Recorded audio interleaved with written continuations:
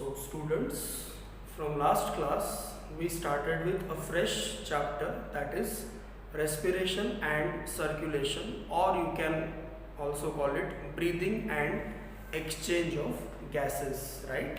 So we primarily discussed in last class in general about what is breathing and what is the need of breathing, or what is the need of exchange of gases, right? It is needed in order to supply a fresh oxygen to the body parts or body tissues, and in order to remove foul or non-useful gases from body to the outside. In case of humans, the exchange of gases is done primarily with the help of lungs. Is it okay? Lungs is an organ of gaseous exchange in humans. But in last class, not just in humans, but we have seen the organ of exchange for gases in different organisms in a brief, and also we discussed the organ of exchange of gases in plants or its different parts, right? As far as human respiratory system is concerned, it is composed of many different parts, of which we discussed the part that are belonging to upper respiratory tract, right? Pharynx तक आप अगर याद करो तो external layers, nasal chambers, then internal layers, then pharynx. Pharynx includes nasopharynx, oropharynx, laryngopharynx. यहाँ तक मतलब pharynx तक upper respiratory tract, और उसके बाद जो भी components है वो सब lower respiratory tract, right? तो फिर लोअर रेस्पिरेटरी ट्रैक्ट का एक पर्टिकुलर स्ट्रक्चर मतलब लैरिंग्स हम पढ़ चुके हैं कल। जैसे कि लैरिंग्स के बारे में हमने एक इम्पॉर्टेंट बात पढ़ी थी कि larynx internally has vocal cords that is responsible for production of sound, and the region of larynx also has a bone that is hyoid bone, while a cartilage that is present in larynx region is responsible for appearance of prominence in the region of neck, जिसे हम males में particularly कहते हैं Adam's apple. If you go beyond larynx, तो larynx continues into trachea. Now we mentioned the trachea in last class कि trachea को हम in general क्या कहते हैं, विंड पाइप भी कहते हैं, because it is a tubular structure through which wind और air passes. So if it is larynx region, then this larynx region has membranes, cartilage and muscles and bone, hyoid bone. Is it okay? And internally vocal cords. This larynx leads to a tubular structure. This tubular structure is called as trachea or windpipe. अब हमको इसी trachea का mention hormones में भी मिला था कि इसी ट्रैकिया के आजू बाजू हमको क्या दिखता है,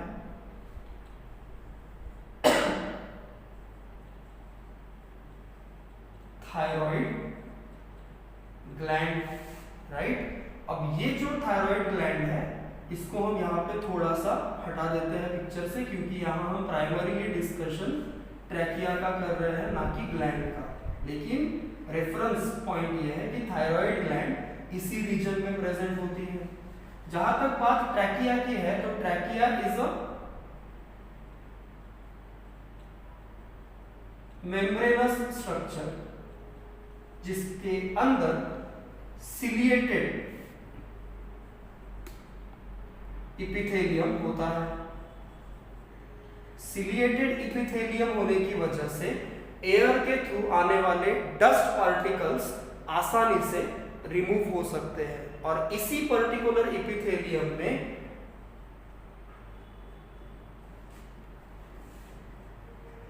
गॉबलेट सेल्स भी होती है. अब गॉबलेट सेल्स हम पढ़ चुके हैं कि गॉबलेट सेल्स क्या करती हैं. गॉबलेट सेल्स म्यूकस का सिक्रेशन करती है. अब ये जो म्यूकस है ये इंटरनल सरफेस पे सिक्रीट होगा, और सीलिया भी इंटरनल सरफेस पे ही होंगी क्योंकि इपिथेलियम सिलिएटेड है। तो म्यूकस क्या करता है, आने वाली एयर में अगर कोई डस्ट पार्टिकल्स या पैथोजेंस है तो ये सीक्रेट होने वाला म्यूकस जो कि गॉबलेट सेल्स द्वारा सीक्रेट किया गया है वो उस डस्ट पार्टिकल्स या पैथोजेनिक पार्टिकल्स को ट्रैप करता है और सीलिया कंटिन्यूअसली मूव होती है जिसकी मदद से ये ट्रैप्ड डस्ट पार्टिकल्स कहाँ भेजे जाते हैं, टुवर्ड्स थ्रोट या टुवर्ड्स लैरिंक्स रीजन और फिर कफिंग जैसी एक्टिविटी के थ्रू ये ट्रैप्ड डस्ट पार्टिकल्स रिमूव हो जाते हैं आसानी से। तो it is the importance of presence of ciliated epithelium and goblet cells in this epithelium, right? They both together, mucus and cilia, are responsible for trapping and removal of dust particles. एक और important चीज कि ये जो trachea है it's a long tubular structure और ये membranes है जैसा कि हम कह चुके हैं। तो ये स्ट्रक्चर कोलैप्स हो सकता है जब इंस्पायरेशन ना हो, ठीक है ना। तो ये कोलैप्स ना हो या इसको प्रॉपर सपोर्ट मिले इस पर्टिकुलर पर्पस के लिए इस ट्रैकिया के सरफेस पे हमको एक इंटरवल्स के बाद मतलब एक प्रॉपर इंटरवल्स के बाद इस तरह की रिंग्स दिखाई देती है, ठीक है ना। इन रिंग्स को हम पर्टिकुलरली कहते हैं tracheal rings, is it okay. और बाय नेचर ये होती है कार्टिलेज से बनी हुई, कार्टिलेज बोन जैसा लेकिन बोन से ज्यादा फ्लेक्सिबल टाइप का टिश्यू है और ये कार्टिलेज से बनी हुई ट्रैकियल रिंग्स जो है वो इस पर्टिकुलर विंड पाइप या ट्रैकिया नाम के स्ट्रक्चर को सपोर्ट प्रोवाइड करने का काम करती है। और अगर हम इनको पीछे से देखें ये एंटेरियर व्यू है, आगे से दिखने वाला। पोस्टेरियर व्यू में मतलब अगर हम इसी ट्रैकिया को पीछे से देखें तो ये रिंग्स नहीं दिखती, सिर्फ इनका रिमेनेसेंट या इनका छोटा सा हिस्सा दिखता है।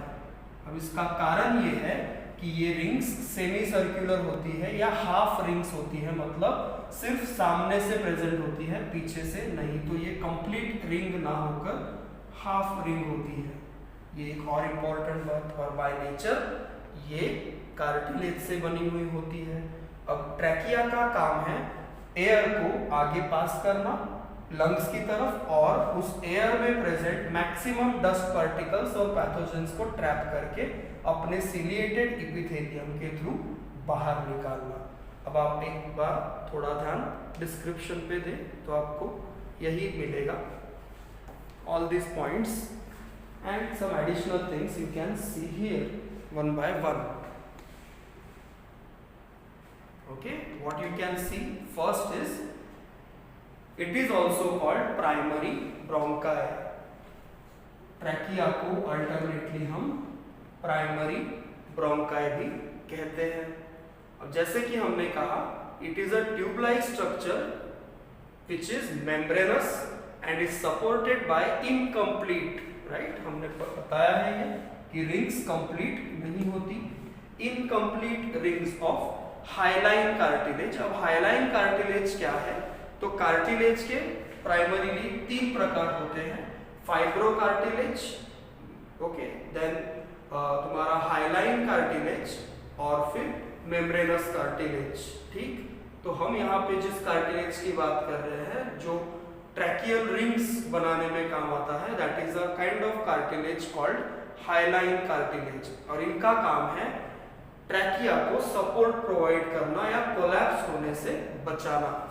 नेक्स्ट चीज में आपको दिखता है कि इसी ट्रैकिया के सिलिएटेड कॉलमनर एपिथेलियम में बीच बीच में कौन सी सेल्स पाई जाती है, जैसे कि हमने कहा गॉबलेट सेल्स, जिनका काम है कंटिन्यूअसली म्यूकस नाम का स्टिकी कंपोनेंट सिक्रीट करना। और ये म्यूकस क्या करता है, so this mucus keeps the tracheal tube moist and helps to trap the dust particles that are trying to enter through air, और सिलिया क्या करता है, ट्रैप किए गए डस्ट पार्टिकल को स्वेप्ट करता है away through the throat. I said it like through coughing activity. अब जैसे हम ट्रैकिया में नीचे जाते हैं तो ट्रैकिया मतलब ट्रैकिया का लोअर पार्ट जो है वहां से हमको क्या दिखता है, ब्रांचिंग्स। ओके, अब ये जो ब्रांचिंग्स है ट्रैकिया की ही तरह इन ब्रांचेस में भी सपोर्ट देखने को मिलता है through tracheal rings. Is it okay? जिस तरह से ट्रैकिया सपोर्टेड है ट्रैकियल रिंग्स से, उसी तरह से ट्रैकिया के लोअर साइड से निकली हुई ये ब्रांचेस भी सपोर्टेड होती है ट्रैकियल रिंग्स की मदद से। इन्हें सिंपली हम कहते हैं, अगर ये साइड हम कंसिडर करते तो ट्रेडिशनली हम इस साइड को कौन सी साइड हमेशा कंसिडर करते हैं, लेफ्ट, और इस साइड को राइट। ये लॉजिक हम हार्ट में बता चुके हैं, वही हमको लंग्स में भी फॉलो करना है। This side is left, this side is right, so this is right bronchi, this is left bronchi. These are the two main tubes that are arising from the lower end of trachea. Is it okay? Now what is this? Is the same thing written in the last point on the board कि lower end of trachea divides into left and right primary bronchi. Okay, their walls are also supported by cartilaginous rings. Have a proper look at the whole discussion.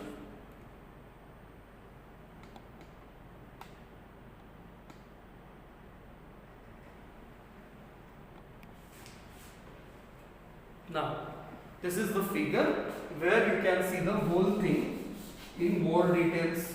थोड़ा एक एक चीज पे focus करो। Here you can see this is trachea.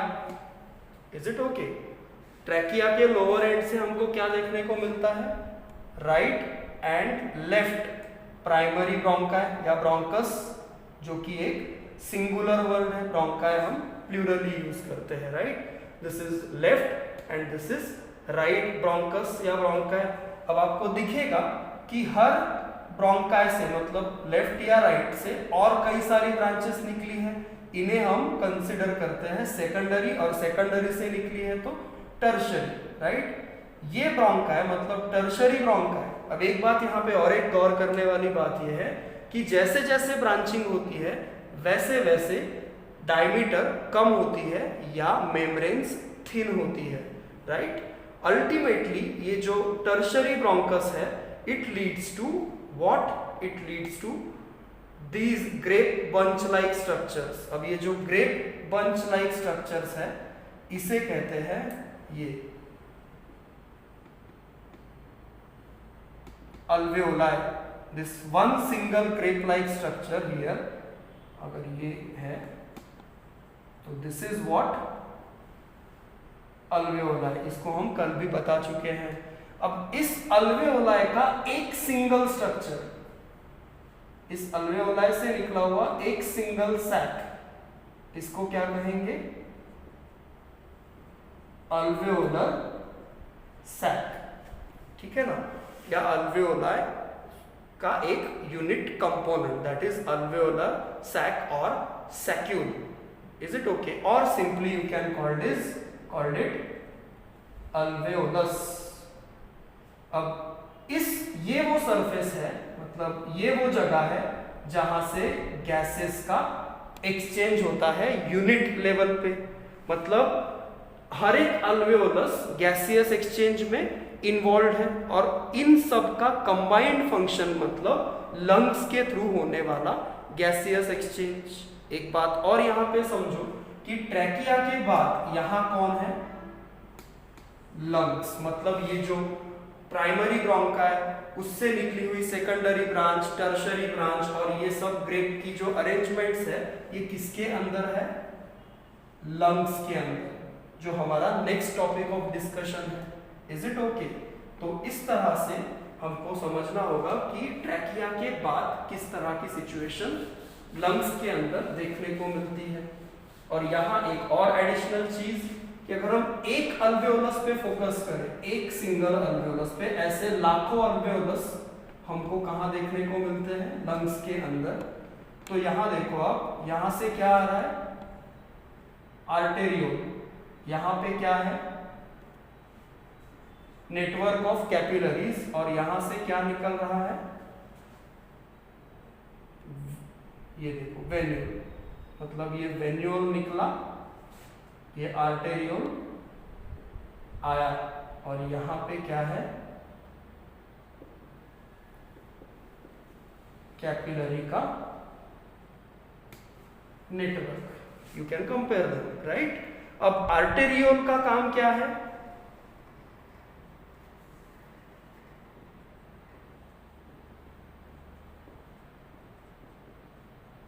Deoxygenated blood को लेके आना। Lungs क्या करेगा, डीऑक्सीजनेटेड ब्लड में ऑक्सीजन डालेगा और डीऑक्सीजनेटेड ब्लड से CO2 अपने अंदर लेगा, और जो वेन्यूल के थ्रू निकलने वाला ब्लड होगा वो कैसा होगा, ऑक्सीजनेटेड ब्लड। इसी को हम बेसिक लेवल पे कहते हैं एक्सचेंज ऑफ गैस, और यही एग्जैक्टली कैसे होता है ये हमको इस अगले चैप्टर में पढ़ना है। बट आप याद करो कि हमने हार्ट में पढ़ा था कि pulmonary artery from heart, is it okay, carries the deoxygenated blood to the lung.